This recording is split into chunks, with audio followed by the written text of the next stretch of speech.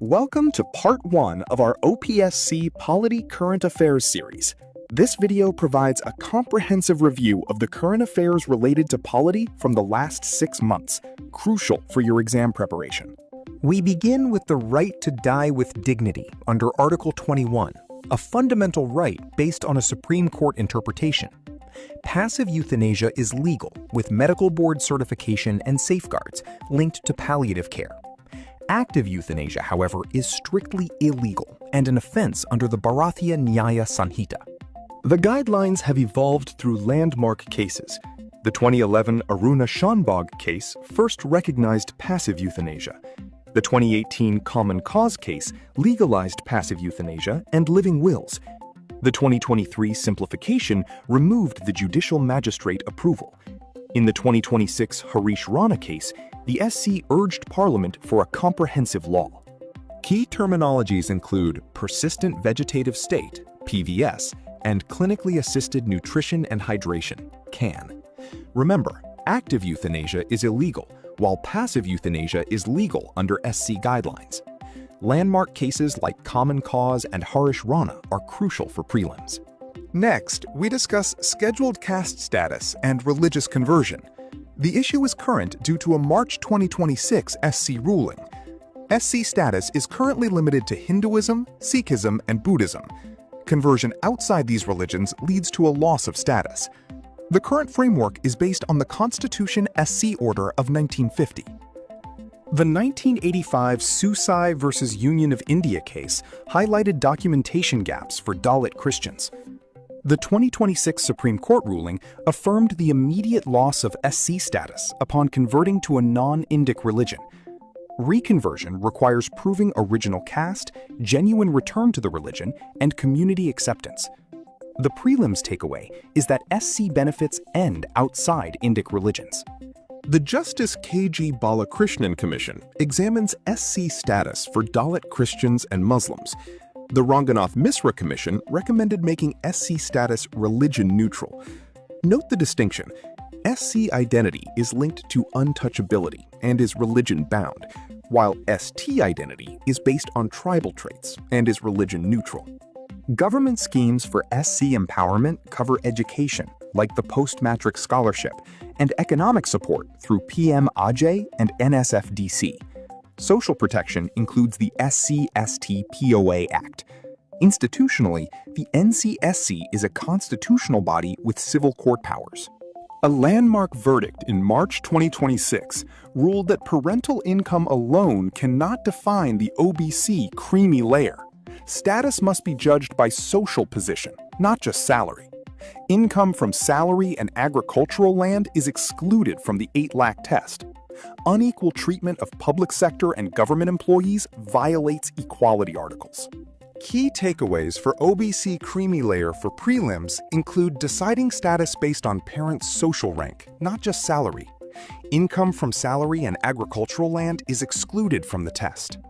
Discriminatory treatment between PSU and government servants violates Articles 14, 15, and 16. The 2026 SC ruling quashed the 2004 letter, affirming the 1993 Office Memorandum. Comparing the OBC creamy layer, NCL, and EWS, both have an 8 lakh annual income limit. However, salary and agriculture income are excluded for NCL, but included for EWS.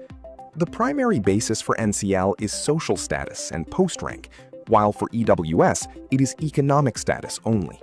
The Indra Sawhney case upheld 27% OBC reservation, but mandated the exclusion of the creamy layer for genuine benefit. In India, unreserved seats account for 40.5%, OBC 27%, SC 15%, EWS 10%, and ST 7.5%. The constitutional basis for reservation lies in Articles 15.4 and 16.4. Key developments include the Mondal Commission in 1980, the 102nd Amendment making the NCBC a constitutional body, and the 103rd Amendment introducing 10% EWS reservation. OBC lists are maintained centrally and by states, applying to respective jobs and institutions. Rajasthan recently scrapped the two-child norm for contesting Panchayati Raj and municipal elections. This norm was introduced in 1995 for population control. The government's rationale is that the changing socio-political landscape requires a wider candidate pool for inclusive grassroots democracy. The pros of scrapping the norm include promoting inclusive political participation and strengthening grassroots democracy. Cons involve potential weakening of population control efforts and raising concerns about political expediency. Prelims anchors are the timeline, 1995 to 2026, and the constitutional link with the 73rd and 74th Amendments. Now, let's explore the Essential Commodities Act, 1955. This law regulates the production, supply, and distribution of essential goods, aiming to prevent hoarding, black marketing, and price rises, ensuring fair availability during crises. It was enacted in 1955 amidst severe food scarcity. The 2020 amendment significantly narrowed the center's regulation powers. Regulation of cereals, pulses, potatoes, onions, oilseeds, and oils can occur only in special situations like war, famine, extraordinary price rise, or severe natural calamity. Stock limits can only be imposed when retail prices rise significantly. For horticultural produce, the threshold is a 100% price rise. For non-perishable food, such as rice, wheat, or pulses, the trigger is a 50% price increase. In 2026, the ECA was invoked due to an oil crisis, directing oil refining companies to maximize LPG production for domestic consumers. Previous invocations include ensuring availability during the COVID-19 lockdown in April 2020 and capping sugar exports in May 2022. Prelims anchors for the ECA. Enactment was in 1955 to regulate the distribution of essentials. The Extraordinary Clause was added in 2020. The key stock triggers are 100% price rise for horticultural goods and 50% for non-perishables. Shifting to Northeast current affairs, Assam signed a memorandum of settlement with Hmar and Kuki extremist groups in 2026. This MOS aims to end militancy and promote development, following tripartite talks with the Government of India and the 4 signatory insurgent groups. The 4 signatory insurgent groups are the Hmar People's Convention Democratic, the United Kukigam Defense Army, the Kuki Revolutionary Army, and the Kuki Liberation Organization. The Hmar tribe belongs to the Chin Kuki Mizo family, originating from Sinlung, China, via Myanmar. They have a patriarchal society governed by village chiefs. The Kuki tribe is a major Tibeto-Burman community, also following hereditary chieftainship and customary laws. The Hmar and Kuki tribes are distributed across Manipur, Mizoram, Assam, and Myanmar, with the Kuki tribe also having links with other Chin and Mizo groups. Both rely on oral traditions and shifting cultivation for their culture. Next, we address compulsory voting in India. This system requires eligible citizens to vote, sometimes imposing penalties for non-compliance, such as in Australia and several Latin American countries. It has been proven to lead to higher voter turnout. In India, the Dinesh Goswami Committee did not favor compulsory voting in 1990, suggesting awareness campaigns instead. The Law Commission's 255th report in 2015 noted that compulsory voting increases turnout by approximately 7% globally. The right to vote is constitutionally supported by Articles 325 and 326, which mandate universal adult suffrage and prohibit discrimination. Articles 327 and 328 give legislative bodies power to make election laws, while Article 329 bars court interference in electoral matters. The Representation of the People Act, 1950, requires citizens to be 18 plus and resident to register. The RPA, 1951, grants voting rights to everyone on the electoral roll. Crucially, the Supreme Court affirms that the right to vote is a statutory or constitutional right, not a fundamental right. Judicial recusal is when a judge voluntarily withdraws from a case due to potential bias. This doctrine is based on the principle of natural justice, nemo iudex in causa sua, meaning no one shall be a judge in their own cause. In India, the recusal decision rests on the judge's conscience, and no party can compel it, as there is no codified statute. The 2026 recusal of the Chief Justice of India, Surya Kant, from an election commission case highlighted this principle. Moving to diversity and regional access in the Indian judiciary. Rajya Sabha MP P. Wilson introduced a private member's bill to amend the Constitution, aiming to mandate diversity in judicial appointments. The key proposals include selecting judges from different regions, communities, and backgrounds, moving away from a few dominant groups. The aim is to make the judiciary more inclusive, representative of India's vast diversity, and ensure regional balance. Let's review the constitutional provisions for judicial appointments. Article 124 governs Supreme Court appointments by the President, consulting with the Chief Justice of India, known as the collegium system. Article 217 covers High Court judge appointments, requiring consultation with the CJI, the Governor, and the Chief Justice of the respective High Court. Article 130 states the Supreme Court sits in Delhi, but can sit elsewhere with the CJI's approval and central government consent. The Supreme Court Collegium consists of the CJI plus 4 senior-most judges. The High Court Collegium involves the Chief Justice of the HC and 2 senior-most judges. Both systems recommend appointments and transfers, which the center then processes.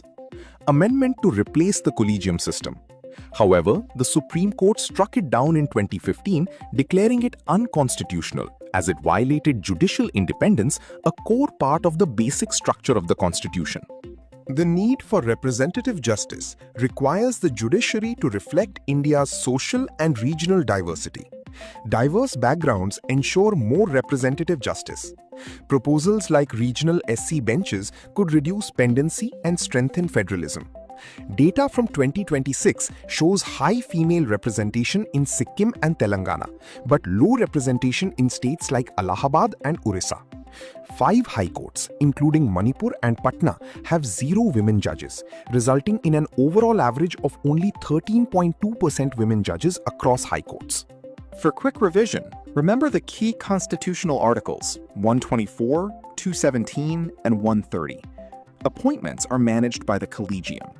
The NJAC was struck down in 2015. Current issues include the Diversity Bill, over 90,000 pending Supreme Court cases, and poor gender representation in high courts. The National Judicial Appointments Commission, or NJAC, was introduced via the 99th Amendment. Next, we examine AI democratization in India, defined as making AI tools accessible to a broad audience, including non-experts and small businesses. Advantages include leveraging India's global AI talent pool, supporting innovation in startups, boosting AI literacy, and creating societal solutions for health and governance. However, challenges include the risk of misuse, data privacy concerns, and the spread of substandard models leading to misinformation. Moving to India's environmental jurisprudence. This is the body of laws and principles guiding environmental protection and management. The constitutional framework includes Article 21, guaranteeing the right to a clean and healthy environment. Article 48A is the directive principle for the state to protect the environment. And Article 51AG is the fundamental duty of citizens to protect natural resources. The National Green Tribunal Act, 2010, provides a specialized court for speedy dispute resolution. Landmark cases include Subhash Kumar in 1991, which connected the right to a pollution-free environment with Article 21. MC Mehta in 1987 established the principle of absolute liability, while Vellore Citizens integrated the precautionary and polluter pays principles. Key doctrines in environmental law are polluter pays, precautionary principle, public trust doctrine, and absolute liability. These principles ensure accountability and proactive protection of environmental resources. The proposal to rename Kerala as Keralam is based on Article 3 of the Constitution, which gives Parliament the power to change the name of a state. The process begins with a proposal from the state government, followed by examination by the Ministry of Home Affairs and consultation with relevant authorities. The President then refers the bill to the state legislature for its views, after which Parliament passes it by a simple majority. Once notified, the new name becomes officially effective, subject to guidelines ensuring clarity, neutrality, and administrative convenience. President's rule in India refers to a situation where the state government is suspended and the union government takes direct control, with the governor acting on behalf of the president. It is imposed under Article 356 when the constitutional machinery in a state fails, supported by Articles 355 and 365. The proclamation must be approved by both houses of Parliament within 2 months, ensuring parliamentary control over its continuation. President's rule is initially valid for 6 months and can be extended up to a maximum of 3 years with parliamentary approval every 6 months. However, beyond 1 year, it can continue only if a national emergency is in force or the Election Commission certifies that elections cannot be held. The proclamation is subject to judicial review and can be revoked by the president at any time without parliamentary approval. The right to recall is a democratic mechanism that allows voters to remove an elected representative before the completion of their term, ensuring accountability and participatory governance. Although proposed by M.N. Roy, it is not available at the national level in India, as MPs and MLAs cannot be recalled under the Constitution. However, some states permit it at the local body level, while at higher levels, removal is possible only through legal processes like disqualification or conviction under the law. The Pennayar River dispute is a recent interstate water conflict between Tamil Nadu and Karnataka, where the Supreme Court directed the union government to set up a tribunal for resolution.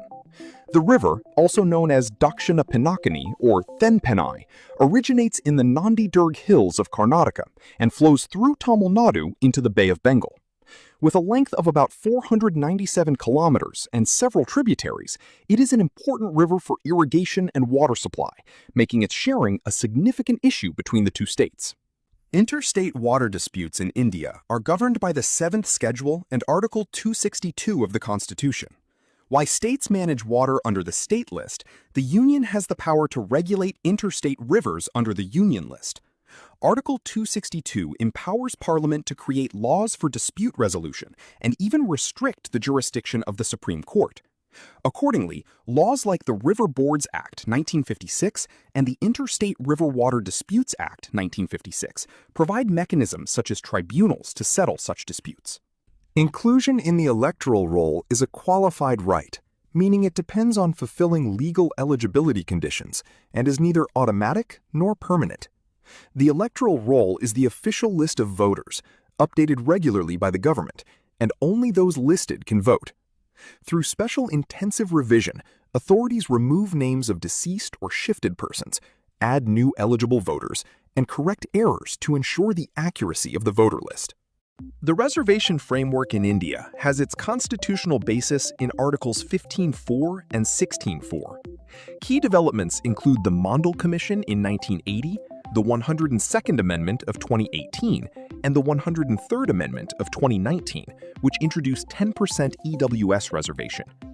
OBC lists have a federal structure, with separate central and state OBC lists. Electoral eligibility is constitutionally based on Article 326, which guarantees voting based on adult suffrage. Positive qualifications for eligibility include being an Indian citizen, being 18 or older, and residing in the constituency.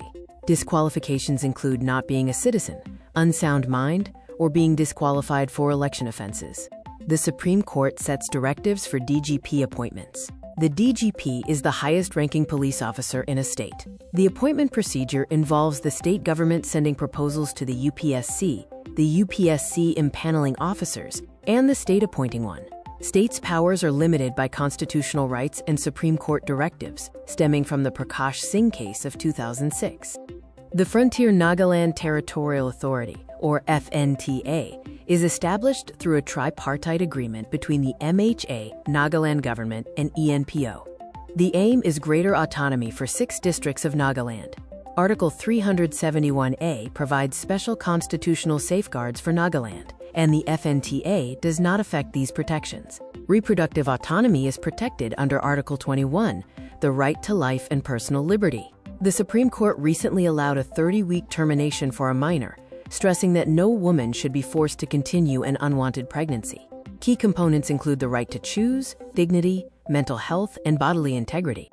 India's abortion law, the MTP Act, was introduced in 1971 to allow abortions and protect doctors. The MTP Amendment Act of 2021 changed the timeframe for approval. Up to 20 weeks requires one doctor's approval. 20 to 24 weeks requires two doctors, and beyond 24 weeks needs a medical board's approval. The amendment also expanded coverage, removing marital status as a barrier. We appreciate your time and attention. Thank you from Utkal Success Academy.